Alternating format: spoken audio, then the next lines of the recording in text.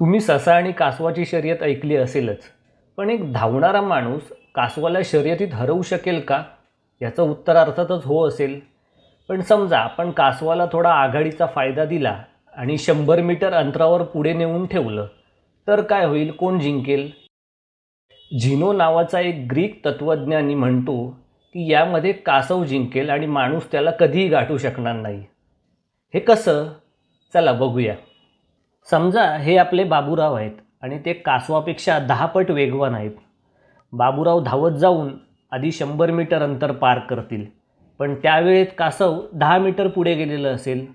मग बाबूराव अजून 10 मीटर अंतर पार करतील, तोपर्यंत कासव पुन्हा 1 मीटर पुढे गेलेलं असेल.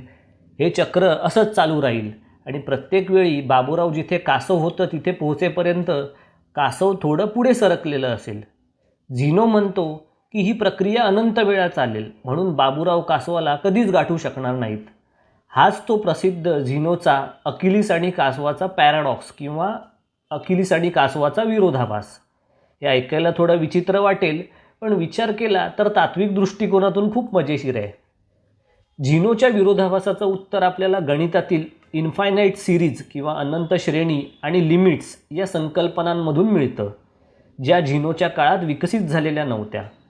बाबूरावांना कासवाला गाठण्यासाठी जी अंतरं पार करावी लागतात ती क्रमशः कमी होत जातील. आधी 100 मीटर, मग 10, मग 1, मग 0.1 असं पुढे हे चालू राहील. या सगळ्या अंतरांची बेरीज केली तर त्याचं एक निश्चित उत्तर येतं आणि प्रत्यक्षात बाबूराव अगदी थोड्या वेळात म्हणजे 111 ते 112व्या सेकंदाच्या काळात कासवाला गाठतील आणि पुढेही जातील. आज आपण इन्फायनाईट सिरीज आणि लिमिट्स या गणितातील संकल्पनांद्वारे हे सहज समजू शकतो. झिनोचा हा विरोधाभास गतीच्या नियमांवर शंका घेणारा नसून आपल्या विचारशक्तीला चालना देणार आहे आणि ते दाखवून देतो की गणितातल्या अशा संकल्पना आपल्याला गोंधळातसुद्धा पाडू शकतात.